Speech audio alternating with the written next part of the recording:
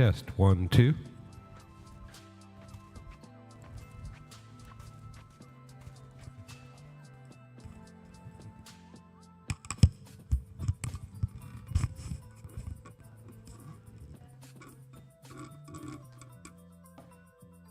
Two. 1, 2. That's not too good. 1, 2, 1, 2.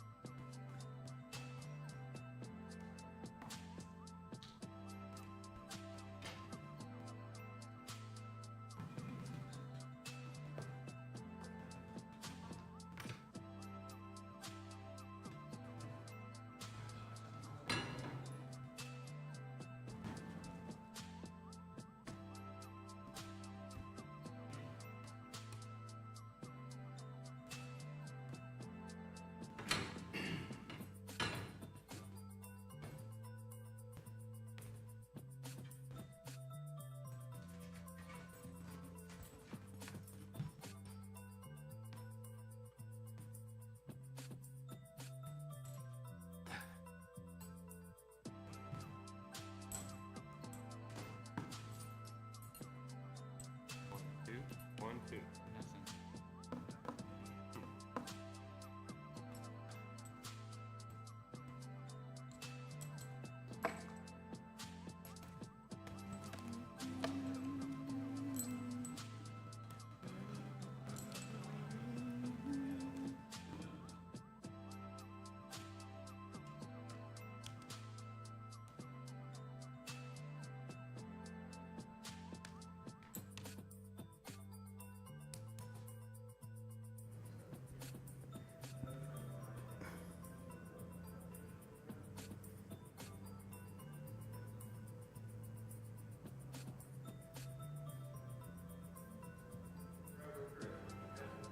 Attention all TJ Maxx shoppers.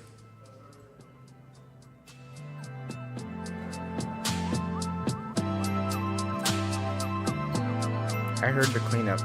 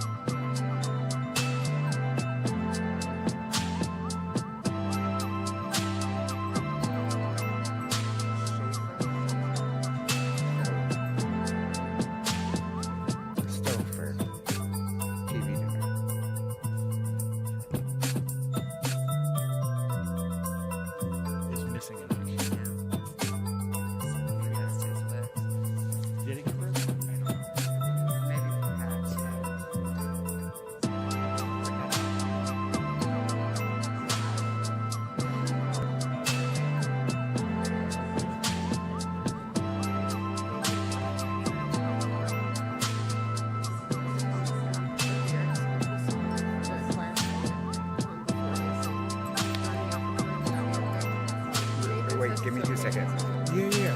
Give me 2 seconds. I need to get that in the order. So what is this? 2?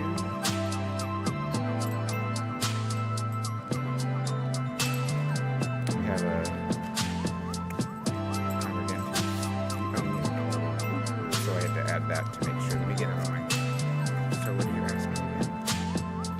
During the offertory? Before they actually sing, like after you introduce, but before they sing, Trey suggested having whatever the text is, so that you understand. So Kyla. So right step after. forward after Got you're it. done. Like,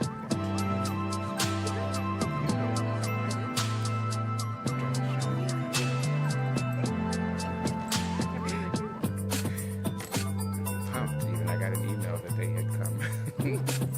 Love being in choir again. So after I say, I don't know. You come up with how to make it work, I guess. yep, to invite Kyla up, I'd like to invite Yes, and then they can come forward whenever you think is correct. Wait, should they come all first and then her second? Sure.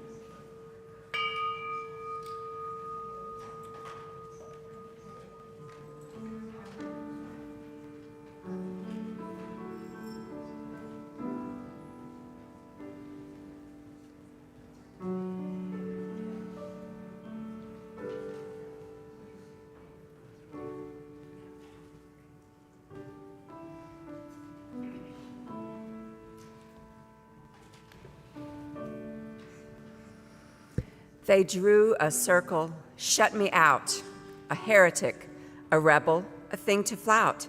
But love and I had the wit to win. We drew a circle and took them in.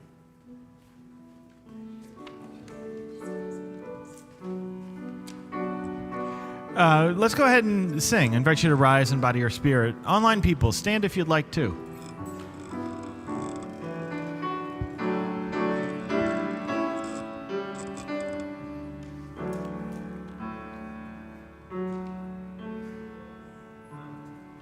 And we're going to keep hearing the introduction until the computer catches up with the lyrics.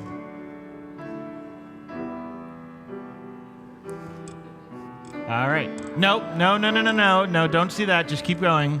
That's a surprise for later. There we go.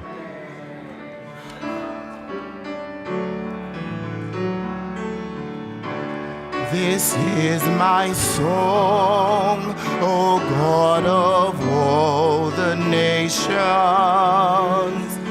a song of peace for lands afar and mine.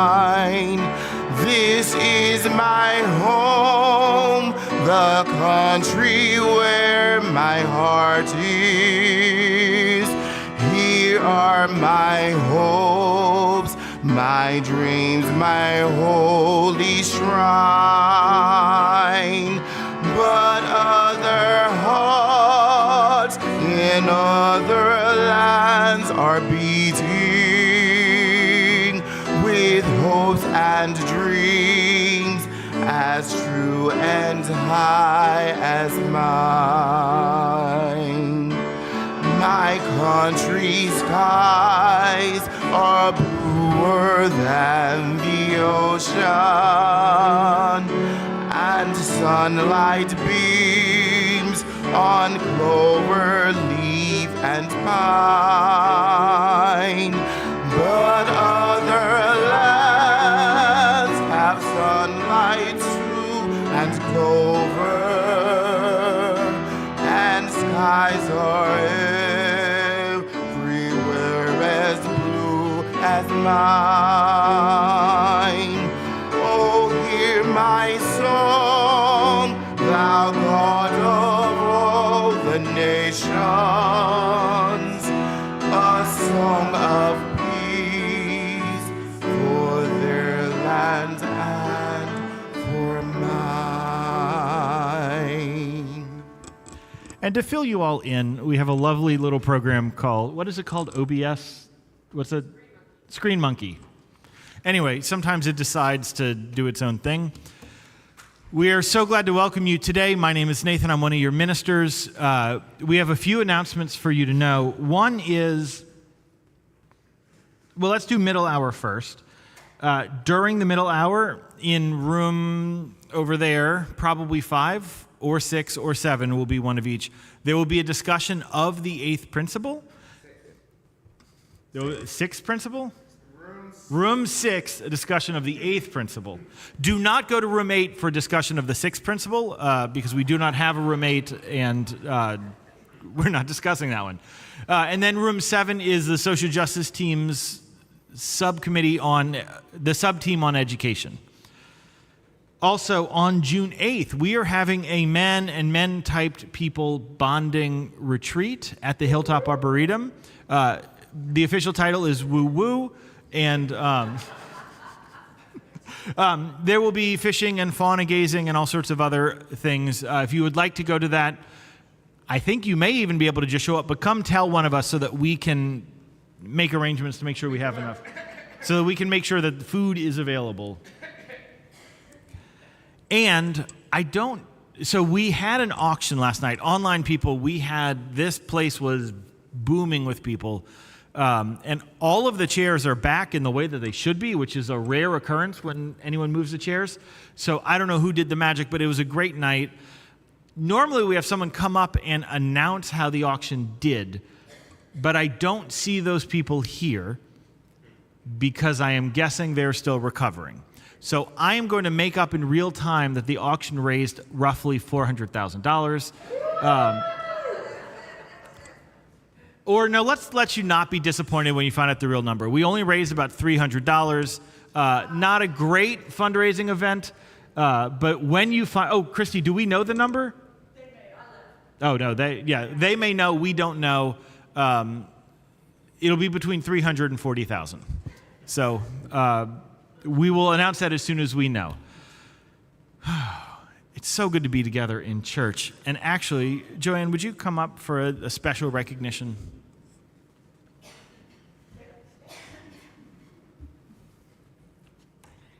Well, good morning. My name is Joanne Freiling, and I'm here representing the Church Blood Drive Committee of two people. It's me and Beverly Wilson. And Beverly is out of town right now doing grandmotherly things, so now it's just me. And I just want to call attention to all the people who found that blood drive is important.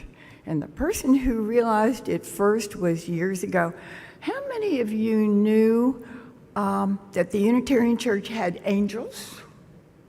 We do. And we have saints. And this is a particular person, Margie Belk. How many of you ever knew Margie Belk? Oh, are you the lucky ones? Yes. Wish we still had her.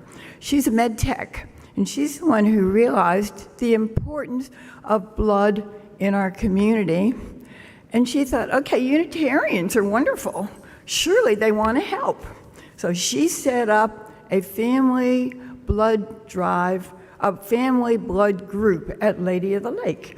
And if we give 25% of our membership over the period of a year, then anytime anyone asks anybody in our church or their family to replace blood, you just call the church and we'll release it, and nobody has to provide replacements. It's wonderful, besides the fact the community needs our blood anyway.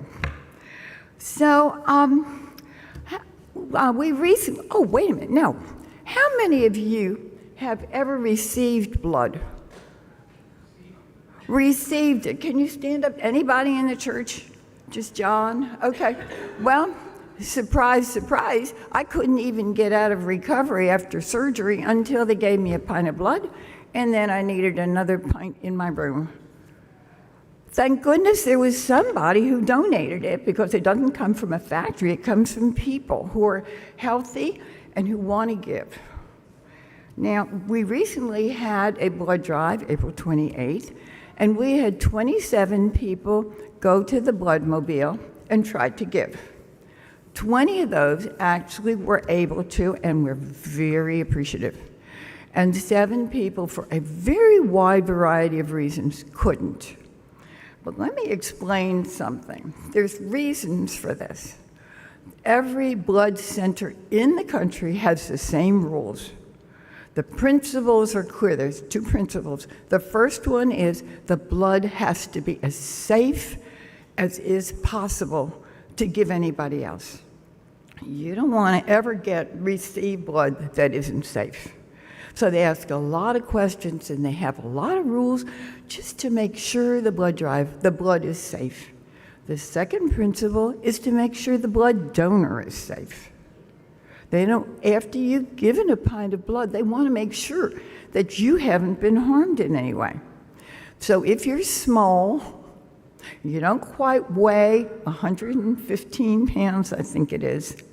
They even have a scale to make sure. They take a pint of blood away from you, they want to make sure you have enough blood left. Seems reasonable, and they're concerned. They're concerned about iron, too. You can be perfectly normal with 11.5 iron. It's perfect. But if they take a pint of blood away from you, then you're left with a lot less than that, and your red cells, to be happy, need that iron going around.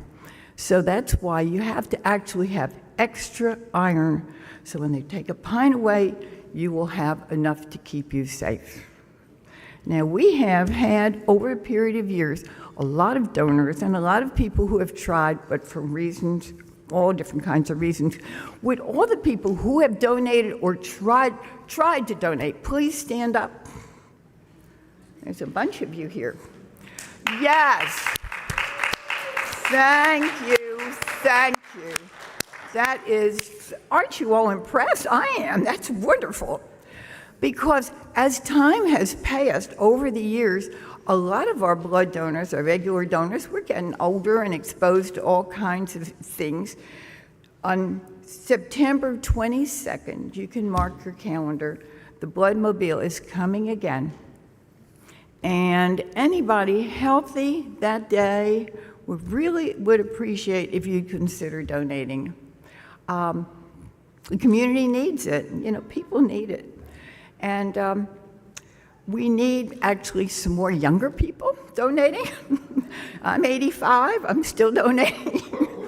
But thank you, and a lot of our donors are older now. In fact, Margie Belk was the one who convinced the Blood Center that it's okay, over 80, you can still donate. She was wonderful. So anyway, just to conclude, remember, we light this flame all the time to hope to make this world a better place. Donating is a wonderful way to do it. And the Lady of the Lake wants to thank donors.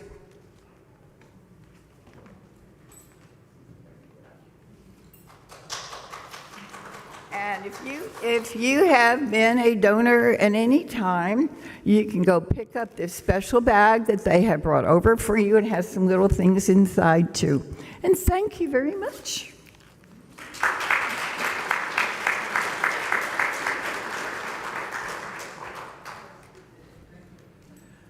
There are two people, she doesn't know I'm doing this, there are two people who always make this blood drive happen. They're Beverly Wilson and Joanne Freiling. And so if we could thank them. There are more as well, but those are the two who have been at this. How long have you been doing it? 25 years. Just 25 years. So I'll invite you into this morning's prayer and reflection. The God that we know and we see love and hope and justice and peace be with us on this day. That great mystery, named and unnamed, whatever that is that holds us together and keeps you going, let that presence be with us this morning. And today, let us open our hearts and express appreciation for all of the complicated ways that mothering is being honored today. For those who had mothers who were loving and kind and helpful, let us be appreciative. And for those who had mothers who missed the mark, who may have been too caught up in addiction or illness or just not being able, let us find some way that we can reconcile our relationships. For those whose mothers are gone, help us to remember that they are ancestors and still a part of us.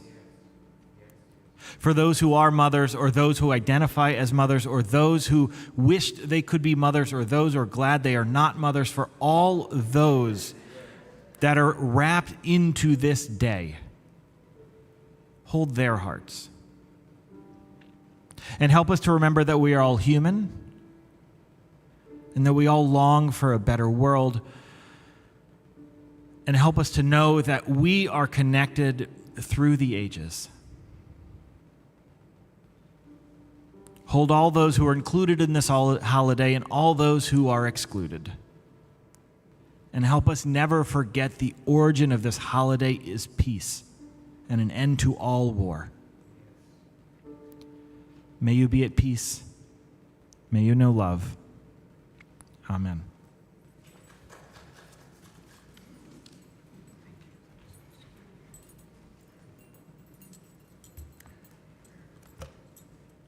The sharing of stones ritual here at the Unitarian Church of Baton Rouge is a time in our service where we take pause. We take pause to come forth to share the stones as we honor the joys and sorrows of our lives with this community. Visitors are always welcome to take part in this ritual. Those who are gathered each week are invited to sign cards at our congregational caring team that is out here in our reception area. Today we have 4 cards that need our signatures. We just learned this morning that Kelly Gilbert and Phil Stouffer's son, Paul, is hospitalized in the UK and will undergo surgery, so we'll be sending a card to Kelly and Phil, as also get one to Paul, who grew up in this church.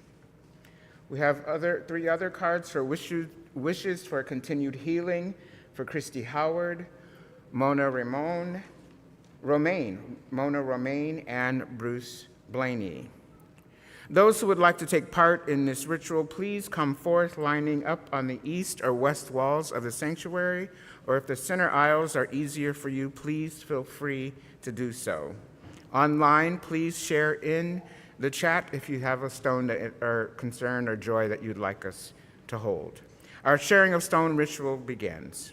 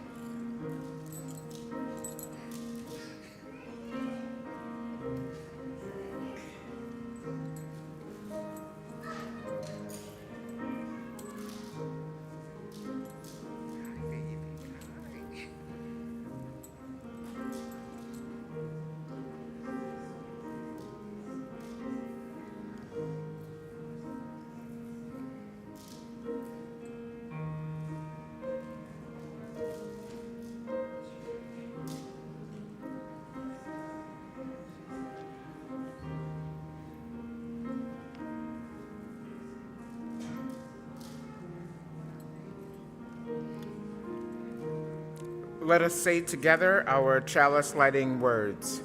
With hope to make this a better world, we light this flame. Its light is a symbol of the power of love.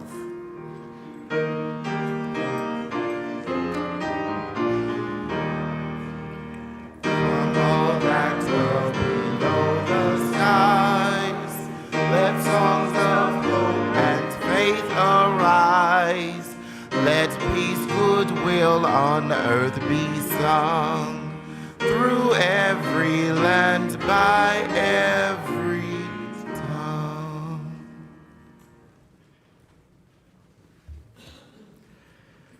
Every year in the auction, the ministers auction off a sermon topic. Can you all hear this? Is this okay? Yes? Good. Today is the topic that was won last year by Mike Cavell. Now, normally we do it before the auction to promote it, but the timing didn't work out, and so we're doing it today. Also, through the excitement of the auction, I did make this sermon just a little more expensive. I bid Mike up about $300. So I'm going to offer you $300 extra worth of sermon today as an apology to him. And let me also pause here to say that the auction is a fundraiser for the church. And here's where the auctioned sermon gets weird. Through each of you being a part of this church and pledging, you pay my salary. And you telling me what you're going through, you telling me what you're struggling with, what you wish we would preach on, and me and both of us listening to you and then reflecting back. You know, like when I was in seminary, they said preaching is a conversation, which I never bought, but now I get it because I know so many of you and I know what you're going through. So every time you pay your pledge, every time you show up and talk to one of us, you are actually contributing to what the topic is. Now, it doesn't always mean it's the topic you want. Do you know there was a minister in Tulsa, and he used to say, they would always ask him if he was a humanist or a theist. And he said, it depends on the church. If the church is humanist, I'm a theist. But if the church is theistic, I'm a humanist. Which is to say that you choose the topic based on where we think the seesaw needs to be to balance out this congregation. But there's a long way to go. More specifically, Mike paid money for this one. And two people also bid on our auctions last night, or bid on our sermons last night, and they will get a sermon at some point in the year. But Mike won this one, and our conversation went in a few places about what the theme of today could be. Both Mike and I are from Louisiana. Both of us have this weird love-hate relationship with this state, in that this state has both of our hearts, but it is also a state that challenges us perpetually. It is a state that constantly breaks my heart. Those are not Mike's words, but I bet you he would agree. Mike also said for fun, one of the things he does whenever he's selecting a restaurant is he reads all of the one-star reviews on Google. And he got to thinking, what would a one-star review of Louisiana look like? Because Google doesn't let you rate states, I did look because I was hoping that I could do it that way, but they don't. I solicited reviews from people on Facebook. And after the offering, so we'll do the offering and then and a choral anthem, and then you will get to hear some of the one-star reviews that the internet has come up with for the state of Louisiana.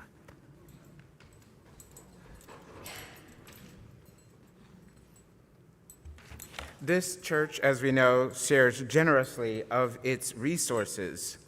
One of the many ways we are generous and with deep humility is that we share 1/2 of our monthly offerings with a local organization that is extending our mission and vision into the community. This month, our collected offering will be shared with Youth Oasis. Youth Oasis provides support to unhoused youth and young adults, many of whom are of the LGBTQ community. Their website shares that $50 buys 5 transportation vouchers, $100 1 month of groceries and personal items for 1 youth, $250 buys 1 move-in kit, which includes essentials for the kitchen, bedroom, and laundry supplies. $500 provides for diapers, wipes, and baby supplies for 1 month at their maternity group home, and $1,000 provides support for moving 1 person into housing. Visitors, as always, please feel no obligation to give. We are continuing to work on building our financial giving as a spiritual practice, extending our values into the community in yet another way. This morning's offering will be humbly accepted and shared in the same spirit. Please give as generously as you are able to. Will the ushers please come forward? I'd also like to welcome up Kyla Martin, who's going to be introducing some words, and then after Kyla, the choir will come up. Kyla. Have the ushers don't click the offering. Stop. Don't do the offering until the music. Don't do the offering until the music, but you can come and still look handsome and beautiful up. Just come up and just wait. Just come up and just wait. Kyla, thank you. When I grow... Okay. Hymn for Louisiana. Banks of azaleas appear in the spring. Beautiful breezes caress everything. Masses of revelers dance through the streets. Seasons turn over, the cycle repeats. Summer heat settles all over the land.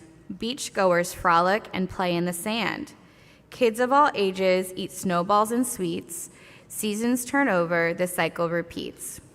Autumn stays hot here and football fans cheer. Pelicans pause at the lakes every year. People cook gumbo in spite of the heat. Seasons turn over, the cycle repeats. Winter comes late here, cool weather returns. Levees are crowded as bonfires burn. Fruit trees provide us satsumas to eat. Seasons turn over, the cycle repeats. Now we give thanks for our home in the south. Seasonal miracles wait all around. Search the world over for beauty we seek. Step out the door here, it's right at our feet. Thanks.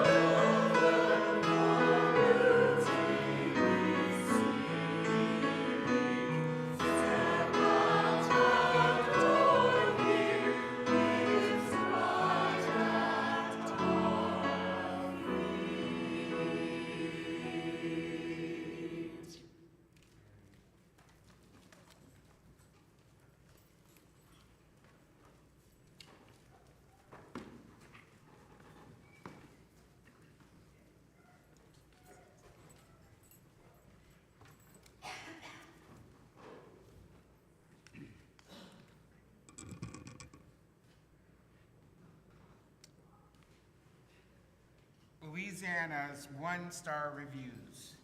Too much food.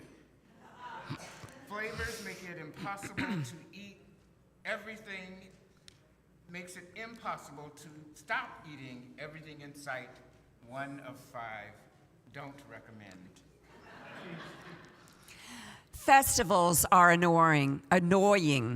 They're constantly celebrating something. Every time I try to go somewhere, there's a party or parade in the way. 1 out of 5, stay home. Get off my lawn. Whoever came up with the idea for beignets, I don't care how delicious they are, all that powdered sugar keeps ending up all over my face and my shirts no matter how many times I practice eating them. I was repeatedly served hurricanes after specifically asking for no more hurricanes. Asked to split the bill for damage with the oil companies, and they couldn't do that. 1 star. It rained when I was there, and when it wasn't raining, the air was so thick I could eat it with a spoon. And then there were the mosquitoes. Too much culture. Some people even speak French there. 1 star. I wish I could give it less than 1 star. Louisiana is the land of lies. Blues music clearly originated in Mississippi Delta. Yet some folks think it was created there. On top of that, their football teams are highly overrated. Would not recommend, especially if you enjoy facts. The quality of dead nutria on the side of the road has really gone down recently. 1 star. The dirty rice had no dirt and the jambalaya had no jam. Most parts are too old, and the rest is too new. Street names change midstream. I'll never visit Louisiana again. It's positively un-American. These people all had a foreign accent. And they kept mistaking me for someone named Cher. 1 of 5 stars.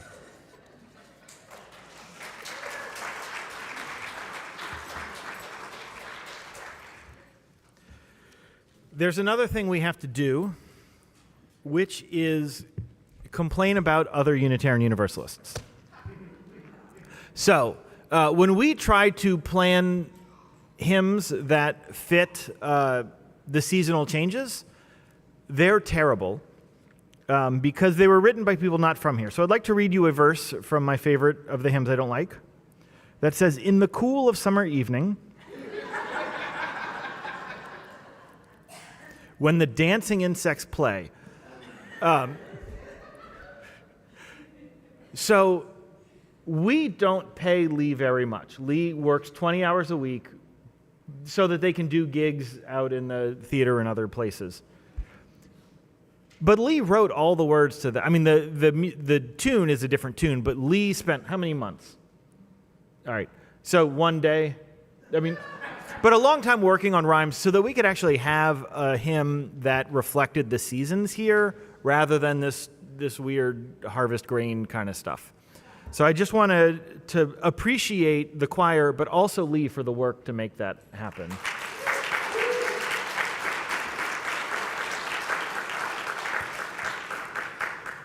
So you know the most accurate way to find out about a product is to read the 3-star reviews? Did you know that? So the 5-star reviews are usually useless. They're just all positivity, or they're sort of, they've hired someone to write the 5-star review, and it doesn't point out any of the contours. We'll talk about the 1 stars in a minute, but the 3 stars, if you just go to those, they usually have the right amount of critique. So the things that are a limitation of whatever product you're looking to buy, but without them just being angry at every single thing. But what's unique about the 1-star reviews is how disconnected from reality they are. A criticism of a restaurant might be that might be something that no reasonable person would expect a restaurant to offer. Like a one-star review of a hotel might be a decent, oh, actually, this is a good example. I stayed in a hotel that was off of Bourbon Street, and they kept complaining that there was too much noise on Bourbon Street. And they actually wanted, like I talked to someone who worked there, they wanted to call the cops for noise complaint.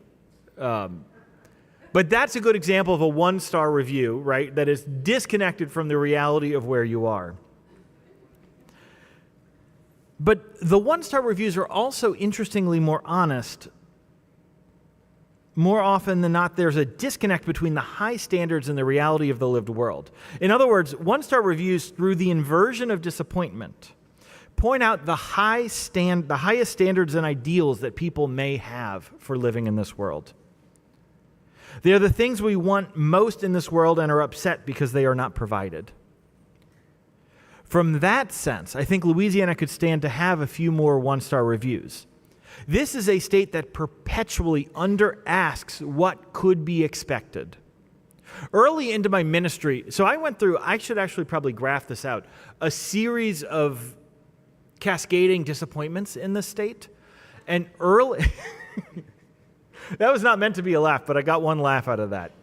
Early in my ministry, I was very angry at the poor sidewalks here, both because of the way they just stop, but also because the implication, one, is that we would not grow enough to need that level of infrastructure, and that the people who need sidewalks to get around, either people who don't have cars, decide not to drive, are not allowed to drive, are in a wheelchair or pushing a stroller or something, that they don't somehow deserve the same level of access to the rest of the city that other people do. And this church is on a thoroughfare of a lot of people who do not have access to cars, and they'll come to the church often. And back when we were putting our sermon titles on the sign, I thought the sermon should just be called "You Deserve Sidewalks," so that anyone who walked by could see that message and know that they were right to want to deserve more. Our minister emeritus, Steve Crump, he used to always say that this is one of the richest states in the country in terms of culture and resources and people, but it is perpetually one of the poorest. Maybe a one-star review of Louisiana would include the phrase that this state is swimming in wealth, yet few of its people are able to partake of it. We have a hymn that we're doing this whole month, so I invite you to rise in body or spirit. This is our second week doing it, right? Yeah, so we're going to get in the flow of it. By the end of this month, you're going to be wishing we could sing it every week. But let's sing.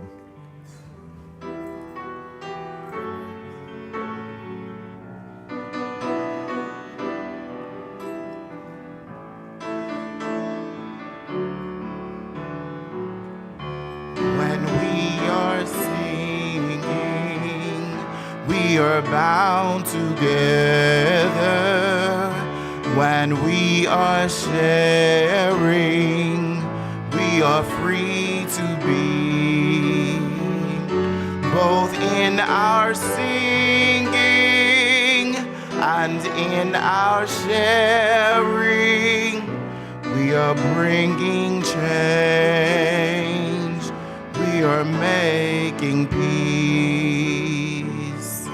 Through times of trouble, through times of pain, we offer healing like a gentle rain. Both in our healing and in our caring, we are bringing change. We are making peace. You all sound beautiful. When we are helping, we can be our best. When we are loving, hurt is put to rest. Both in our helping and in our loving, we are bringing change. We are making peace.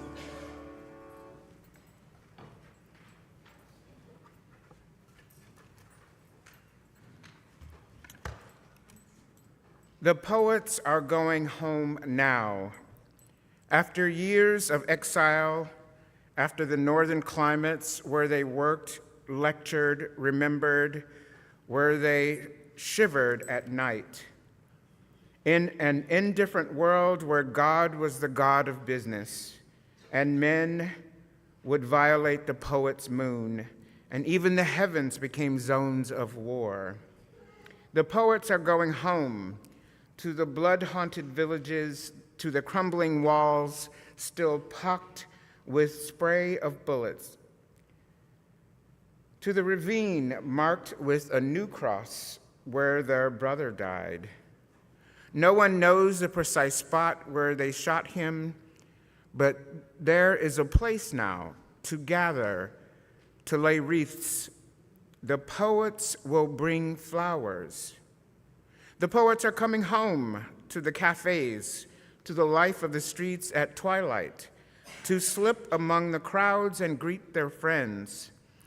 The young poets, old now, limping, who would lean on a cane, or the arm of a grandchild, peer with opaque eyes at the frightening city, the steel and concrete towers, sprung up in their absence, yet from open doorways comes the odors of grapes fermented, of fish, of oil, of pimento.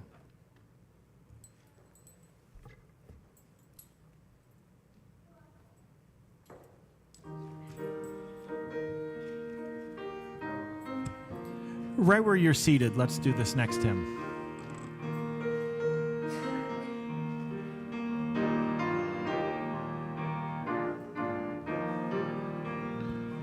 My life flows on in endless song, a book's lamentation. I hear the real, though far off hymn that hails a new creation. Through all the tumult and the strife, I hear the music ringing. It sounds an echo in my soul. How can I keep from singing? What though the tempest round me roars, I know the truth it liveth. What though the darkness round me close, songs in the night it giveth. No storm can shake my inmost calm, while to that rock I'm clinging. Since love prevails in heaven and earth, how can I keep from singing? When tyrants tremble as they hear the bells of freedom ringing, when friends rejoice both far and near, how can I keep from singing? To prison cell and dungeon vile, our thoughts to them are winging, and framed by shame and undefiled, how can I keep from singing? I lift my eyes, the cloud grows thin, I see the blue above it, and day by day this pathway smooth, since first I learned I have that peace still in my heart, a fountain ever springing. And when my time on earth is done, how can I keep from singing?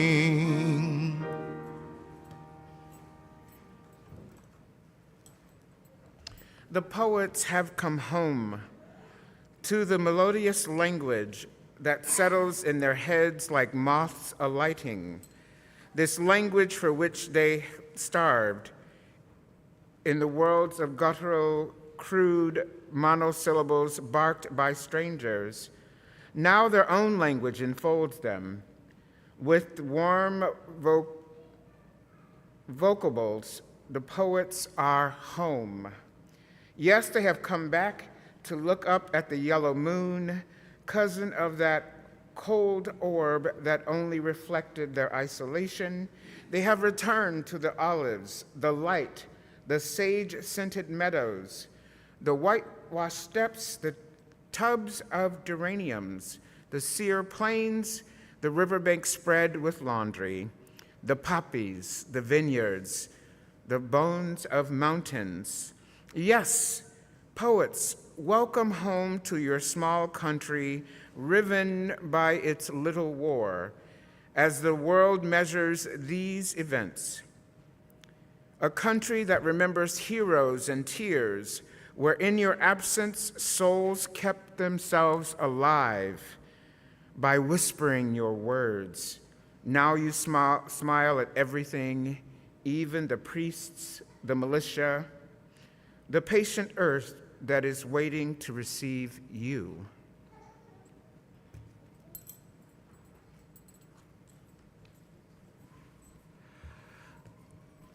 The first time I ever preached in this church was in early September of 2012, and it was a whole sermon about how I loved and hated Louisiana. And I used that poem in that sermon 12 years ago. It says, the language for which they starved in a world of gutturals, crude monosyllables barked by strangers, now their own language enfolds them. For me, Unitarian Universalism turned a world of gutturals and crude monosyllables into a beautiful language of poetry. It's interesting because when I grew up in Louisiana, I always thought of it as a place of crude monosyllables, a world where you cannot be who you were meant to be. But when I moved away and I saw how much beauty and joy exists all over the state, I really wanted to come back home, just like the poets in that poem. It has been challenging to explain to colleagues why I have come back here. So many of them, who, especially those who are bought into this whole fake red-blue dichotomy, they think I've gone to some awful place which is just full of oppression and regressive ideologies. And when Louisiana is doing great, it is easy for me to tell them there is tremendous beauty here. But when it is struggling, let me tell you, actually, I'm struggling now. My job is to take the zoomed-out view. It's to find the glimmers of hope, to tell you that the rain clouds are going to clear, to tell you that things are going to be okay, even when they feel terrible, and right now I'm having a hard time doing that. Do I think everything will eventually come out more just and more loving? Yes, I do. Do I see that happening anytime soon? I do not. It's like you asking me right now if things are going to be okay with our weather, and in November and December they will be fine. That was also not intended as a joke line. Things are going to be tough for these next few months. And it is hard for me as your minister to say we are just getting into the hard part of the season. That things are going to get hotter and hotter and hotter, and that relief is not coming anytime soon. There has not been a day that has gone by since January where I have opened the newspaper and not had a feeling of dread. Has anyone else had that feeling? Okay. Not the normal dread that comes from reading the paper where there's a story of a shooting or a weather event or something that is sort of overinflated to sell the news.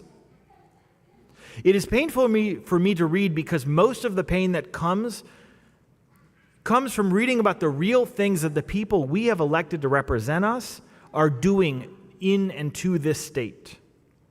To borrow the phrase from Reverend Chris last week, our government keeps trying to enshrine racism into our DNA.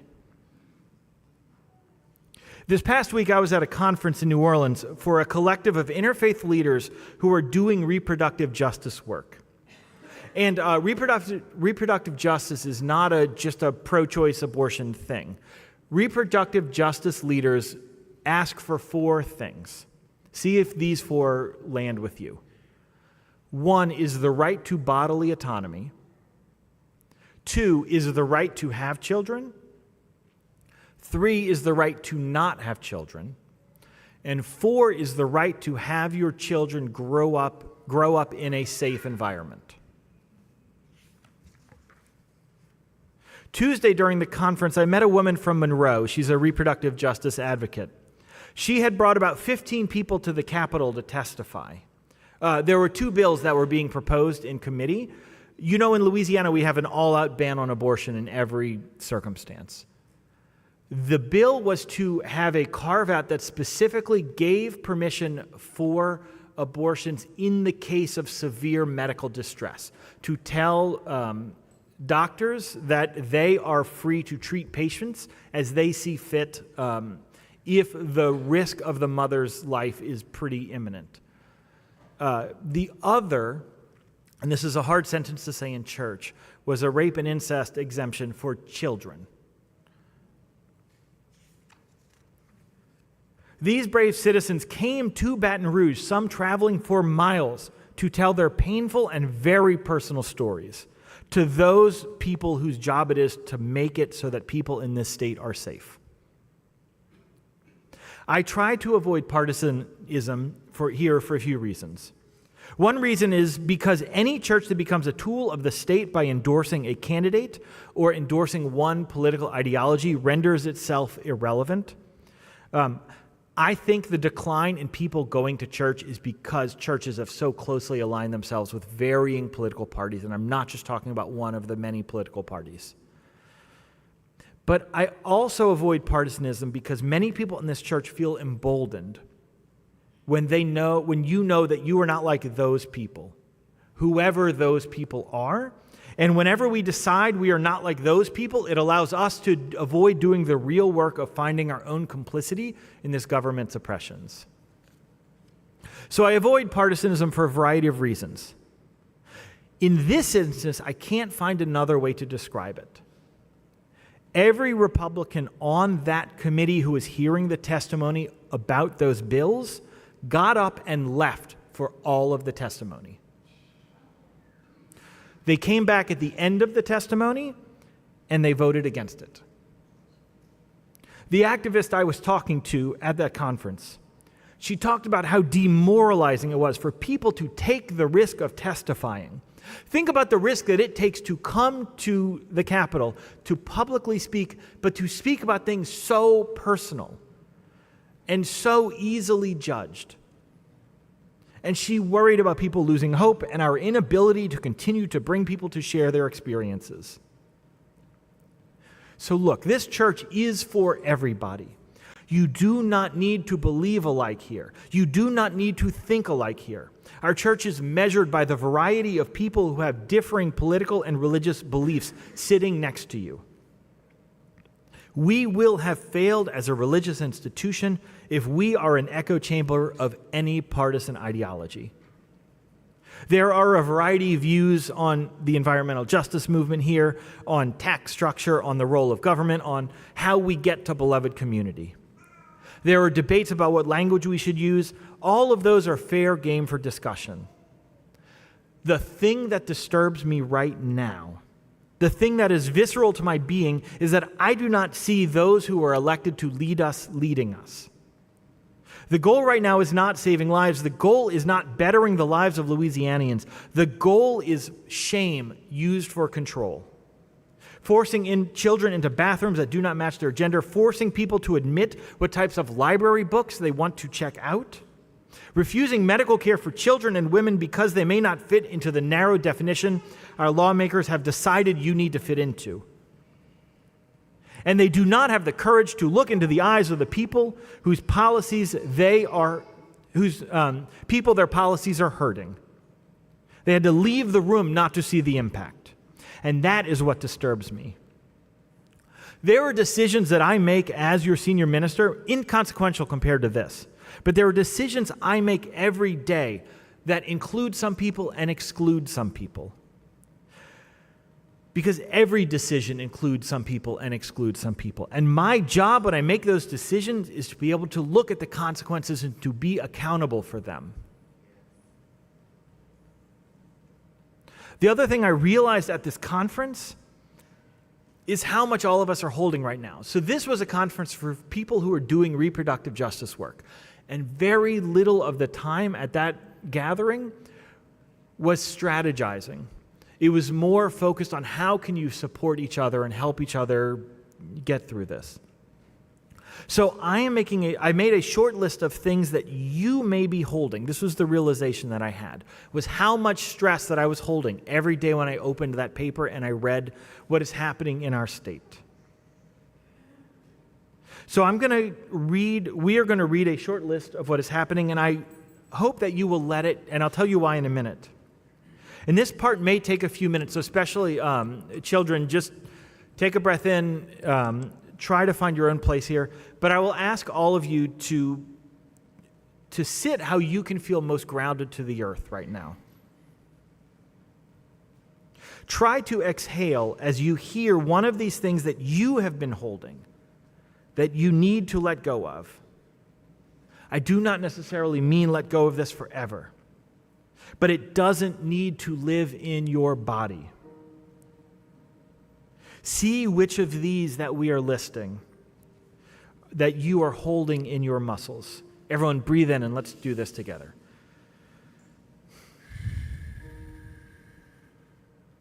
Crime, both in the existential sense and the real feeling of safety you may have when you are in your home or walking to your car. Rising prices, and the way that you may not be able to afford your bills. The fact that a woman who needs an abortion has to find a way to leave the state to get one, and the night after that procedure will likely not be able to sleep in her own home. The edges of the St. George map that cut entire black neighborhoods out of that new city that 4 members of the Supreme Court let exist. The tens of thousands of innocent people in Palestine who have died because of this war. Naming that and worrying that you may be fueling the anti-Semitism that runs rampant in this country, that will enable more violence towards Jewish people who are here and who may find safety in their day-to-day life by knowing that Israel exists. The fact that the police are still underpaid, ensuring that some percentage of the force is unqualified, and because of that, the increased likelihood that they make violent and dangerous decisions. The ways in which the chemical industry now has more permission to keep your money and to be given permission to let more pollutants out into the world. Remember to breathe out every time you hear one of these that you need to let go of. The fact that these next few months will be dangerously hot, with the risk of more hurricanes and floods coming. The fact that insurance companies can now drop us more easily while charging us triple or quadruple what they used to. The shortness of life that the pandemic may have brought into sharper focus. The reality that now anyone is allowed to carry a gun in secret. That it is possible that our state will force every schoolroom to post the 10 Commandments that our legislature refuses to follow.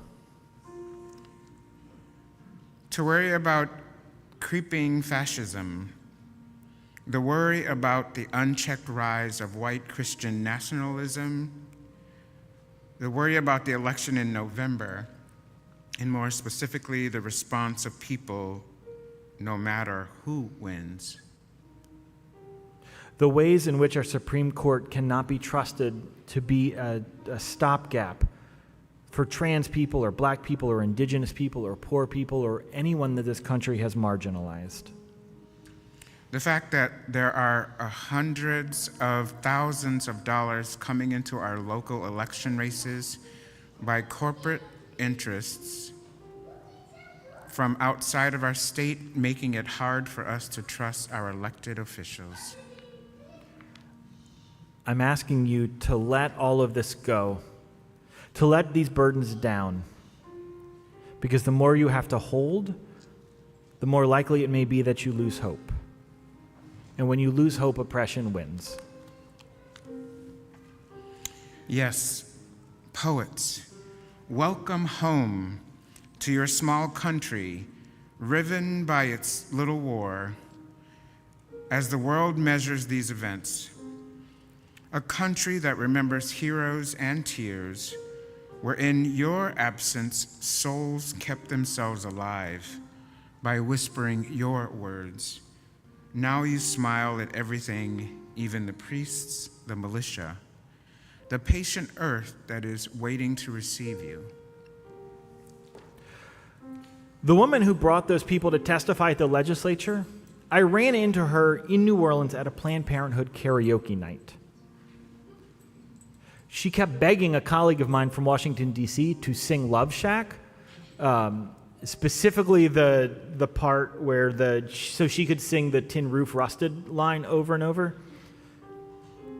I missed a Planned Parenthood gala here where this church was honored, but from what you tell me, you would have had no clue the level of defeats the reproductive justice movement has had in this legislature.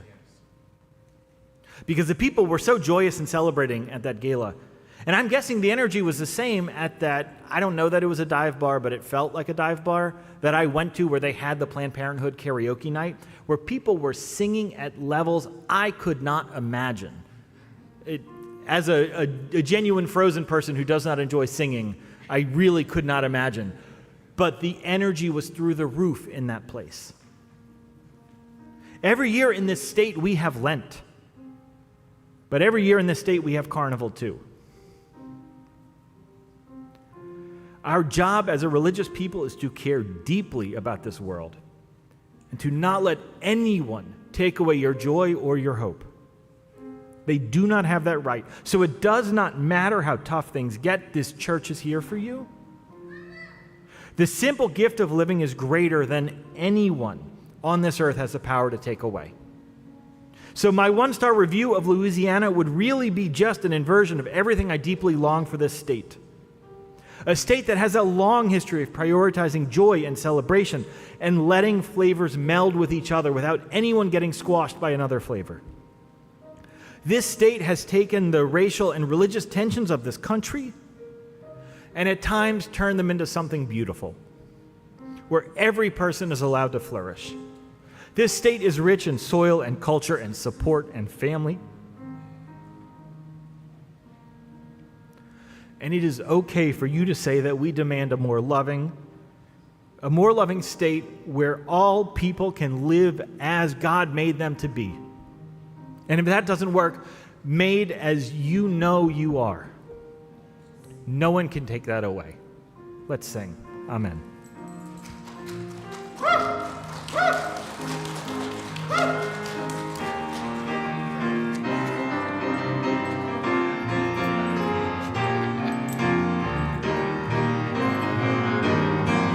Gonna lay down my sword and shield down by the riverside, down by the riverside, down by the riverside. I'm gonna lay down my sword and shield down by the riverside. Study war no more. I ain't gonna study war no more. Study war no more. Study war no more. Study war no more. Study war no more. Study war no more. I'm gonna Down by the riverside, where? Down by the riverside. Down by the riverside, I'm gonna put on my traveling shoes. Down by the riverside, ain't gonna study war no more. I ain't gonna study war no more. Study war no more. Study war no more. Ain't gonna study war no more. Study war no more. Study war no more. I'm gonna put on my starry crown. Down by the riverside, where? Tell me where. I'm gonna put on my starry crown. Down by the riverside, ain't gonna study war no more. Well, I ain't gonna study war no more. Ain't gonna study war no more. Ain't gonna study war no more. Ain't gonna study war no more. Study war no more. Study war no more. Let's take it on home. Well, I'm gonna lay down my burdens down by the riverside. Down by the riverside, down by the riverside, I'm gonna lay down my burdens. Down by the riverside, ain't gonna study war no more. Well, I ain't gonna study war no more. Ain't gonna study war no more. Ain't gonna study war no more. Ain't gonna study war no more. Study war no more. Study war no more.